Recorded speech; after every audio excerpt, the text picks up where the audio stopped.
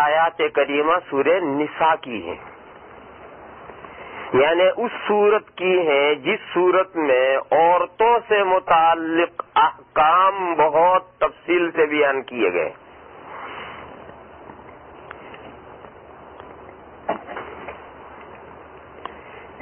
یہاں تک کہ میراث کے جو احکام ہیں وہ بھی سب اسی صورت میں آئے۔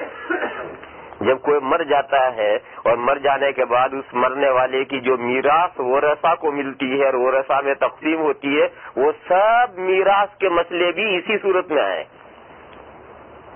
کوئی یہ سوچے کہ بھئی سورہ نساء عورتوں کے احکام احوال جس صورت میں بیان کیے گئے ہیں، اسے میراث کے مضمون اس صورت میں کیوں آیا؟ تو اس کی وجہ یہ ہے کہ یہ میراث کے احکام بھی نازل ہوئے ہیں عورتوں ہی کی مناسبت سے۔ زمانے جاہلیت میں، یعنی اسلام سے پہلے جو عربوں کا معاشرہ تھا وہ زمانے جاہلیت کہلاتا ہے۔ اسلام سے پہلے زمانے جاہلیت میں عورت کا مرنے والے کی میراث میں کوئی حصہ نہیں ہوتا تھا، بلکہ مرنے والے کے پیچھے اس کے ورثہ میں سے جو مرد لڑنے کے قابل ہیں بس وہی میراث پاتے تھے، اور جو چھوٹے بچے ہیں ان کو بھی میراث نہیں ملتی تھی۔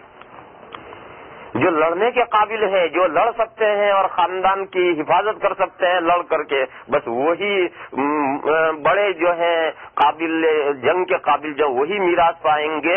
عورتوں کا تو کوئی حصہ ہی نہیں تھا میراث میں، اور بچوں کا بھی، چھوٹے چھوٹے بچوں کا بھی کوئی حصہ نہیں تھا۔ یہ زمانے جاہلیت سے ایسا ہی چلا آ رہا تھا۔ ہمارے یہاں ہندوستان میں ہندو حضرات میں یہ بھی وہی سب زمانے جاہلیت والے ہیں۔ ان ہندوؤں میں عورتوں کو میراث ملنے کا کوئی تصور نہیں۔ ہندوؤں میں بھی مرنے والے کی ساری میراث پیچھے مرد لیں گے، عورتوں کو کوئی میراث نہیں ملے گی۔ زبردستی بیوی شوہر کے مال پر قبضہ کر رکھے وہ الگ بات ہے، باقی ہندو لا میں، قانون میں عورتوں کا میراث میں کوئی حصہ نہیں۔ تو وہ مکہ کے جو مشرکین تھے وہ بھی مشرکین تھے، یہ بھی مشرکین ہیں، اور سب مشرکوں کی ذہنیتیں ایک ہی طرح کی ہوتی ہیں، چاہے وہ دنیا کے کسی حصے کے مشرک ہوں۔ تو جیسے یہ ہندوستان کے ہندوؤں میں عورتوں کو کوئی حصہ میراث میں نہیں ملتا ہے، ایسے عرب کے مشرکوں میں بھی عورتوں کو کوئی حصہ میراث میں نہیں ملتا تھا۔ کیا عورتوں کو کوئی حصہ تو میراث میں نہیں ملے گا، مگر کامن سینس یہ کہتی ہے کہ آدمی کے جیسے بیٹے ہیں، اب بیٹیاں بھی تو آدمی کی اولاد ہیں، لہذا بیٹیوں کو کچھ نہ کچھ تو ملنا چاہیے، باپ کی زندگی میں بھی کچھ ملنا چاہیے، اور باپ مر جائے تو اس کے بعد بھی کچھ ملنا چاہیے، یہ تو آدمی کی عام عقل سمجھتی ہے۔ تو پھر ہندو معاشرے میں کیا ہوتا ہے؟ ہندو معاشرے میں سب سے پہلی رسم جہیز کی آتی ہے۔ سب سے پہلی رسم جہیز کی، جب لڑکی کی شادی ہوگی تو اسے باپ جہیز دے گا، یہ دے گا، وہ دے گا، وہ دے گا، وہ دے گا۔ یہ جہیز کی رسم جو ہندوؤں میں آئی ہے وہ اس میراث نہ دینے کے نتیجے میں جہیز کی رسم آئی ہے۔ پھر باپ مر گیا اور باپ کے بعد اس کی تمام میراث اس کے لڑکوں نے لے لی۔ اب وہ بیٹیاں جو چلی گئی ہیں وہ ان کی اولاد ہوگی، اور وہ اولاد کی شادیوں کا نمبر آئے گا تو اب مومیرے کا نمبر آئے گا۔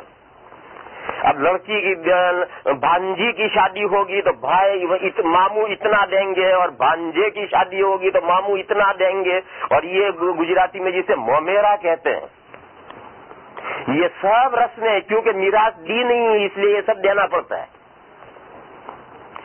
اور مسلمانوں میں بھی جب جہالت پیدا ہوتی ہے اور مسلمانوں کا معاشرہ اسلامی احکام سے دور ہوتا ہے تو یہی نقشہ مسلمانوں کے اندر بھی پیدا ہو جاتا ہے کہ مسلمانوں میں بھی وہی جہیز کی لعنت آئے گی، اور جہیز دینا پڑے گا، اور یہ بچی کی شادی میں کہیں نہ ہو تو قرض لا کر کے بھی کہیں سے لاکھوں روپے کا جہیز دینا پڑے گا۔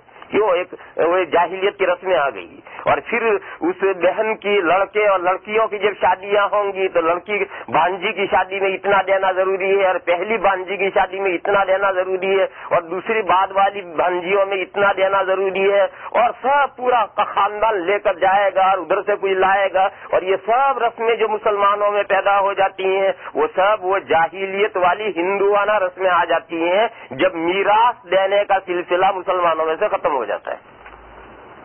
جہاں جہاں بھی جس مسلمانوں کے جس قوم میں اور جس ملک میں اور جس خطے میں مسلمانوں کے درمیان میں میراث دینے کا رواج ختم، تو یہ ہندوانہ ریت رواج آنے ضروری ہے، کیونکہ تو انسان کی عام عقل کہتی ہے کہ باپ کے جائیداد میں سے بیٹیوں کو کچھ ملنا چاہیے، اور مرے پیچھے تو کوئی دیتا نہیں تو پھر باپ جو ہے جہیز کے نام سے دے گا، اور پھر باپ کا سارا بیٹوں نے لے لیا تو ان بہنوں کی سالانہ سال میں 1-2 مرتبہ بہنیں آئیں گی، اس وقت بھائی کچھ دیں گے، اور پھر ان کے بچوں کی شادیاں ہوں گی تب دینا پڑے گا، اور یوں رسمیں کر کے دینا تو ہے ہی، بہرحال یا تو اسلامی طریقے سے دو ورنہ جاہلی طریقے سے دینا پڑے گا۔ تو ساری دنیا میں ایسا ہی ہے۔ یہ جو جہیز ہے، جہیز کا اسلام میں کوئی ثبوت نہیں، سن لو اس کو، جہیز میں اسلام کا کوئی ثبوت نہیں ہے۔ حضور اکرم صلی اللہ تعالی علیہ وسلم کی 4 صاحبزادیاں تھیں، اور خود حضور نے اپنی 4 صاحبزادیوں کو رخصت کیا، کسی صاحبزادی کو حضور نے کوئی جہیز نہیں دیا ہے۔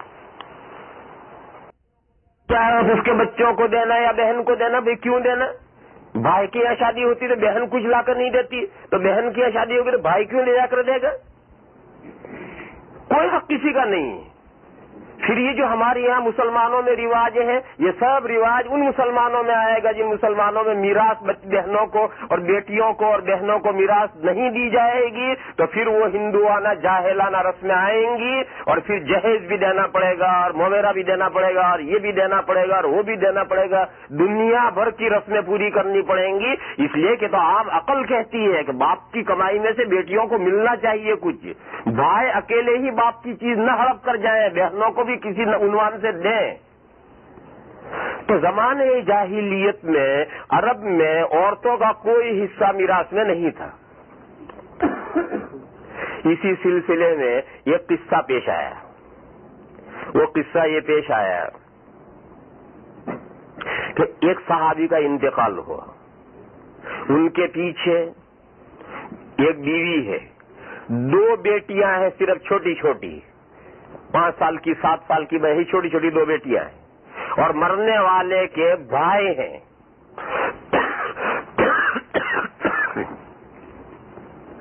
جب ان کا انتقال ہو گیا تو ان کے ساری میراث پر بھائیوں نے قبضہ کر لیا، بیوی کو اور بیٹیوں کو کچھ نہیں دیا۔ زمانے جاہلیت میں یہی ہوتا تھا کہ جو پیچھے خاندان میں لڑنے کے قابل ہے وہ ساری جائیداد پر قبضہ کرتے تھے، تو انہوں نے بھائیوں نے قبضہ کر دیا، ابھی بیچاری بیوی کو کچھ نہیں ملا، بیٹیوں کو کچھ نہیں ملا۔ تو یہ بیوی پریشان ہو کر کے حضور اکرم صلی اللہ تعالی علیہ وسلم کی خدمت میں آئی، اور اس نے عرض کیا کہ یا رسول اللہ میرے ساتھ یہ حادثہ پیش آیا، میرے شوہر کا انتقال ہو گیا، اور جو کچھ شوہر نے چھوڑا تھا وہ شوہر کے بھائی سب لے گئے، اور ہم تو بے خان مان بے در رہ گئے، اب میں اکیلی ہوں، کہاں جاؤں؟ یہ 2 بچیاں ہیں، ان کو کہاں پھینکوں؟ میں شادی بھی کروں تو شادی کیسے کروں ان بچیوں کو چھوڑ کر؟ یہ بچیاں ہیں، کل یہ بڑی ہو جائیں گی، مجھے ان کی شادی کرنی پڑے گی، میں کیسے شادی کروں گا؟ میرے پاس تو کچھ رہا ہی نہیں۔ اس نے اپنا دکھڑا رویا، بیچاری نے اپنا سنایا۔ اس واقعے کے پیش آنے کے بعد میں اسی سورہ نساء کے اندر میراث کے احکام نازل ہوئے ہیں۔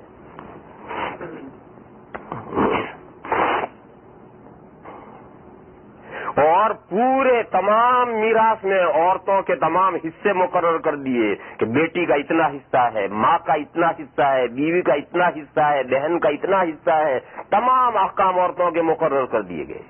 تو یہ سورہ نساء میں میراث کے احکام کیوں آئے ہیں؟ یہ عورتوں کے ساتھ جو ناانصافی ہوتی تھی وہ ناانصافی ختم کرنے کے لیے، عورتوں کے ساتھ انصاف کرنے کے لیے یہ احکام سورہ نساء میں نازل ہوئے کہ سورہ نساء میں تو عورتوں سے متعلق احکام ہونے چاہیے، میراث کے احکام کیوں آئے ہیں؟ یہ میراث کے احکام نازل ہی اس لیے ہوئے ہیں کہ ان عورتوں کے ساتھ جو ناانصافی زمانے جاہلیت میں چلی آ رہی تھی، اس ناانصافی کو ختم کرنے کے لیے میراث کے احکام سارے نازل ہوئے تھے، اس لیے سورہ نساء میں وہ احکام آئے ہیں۔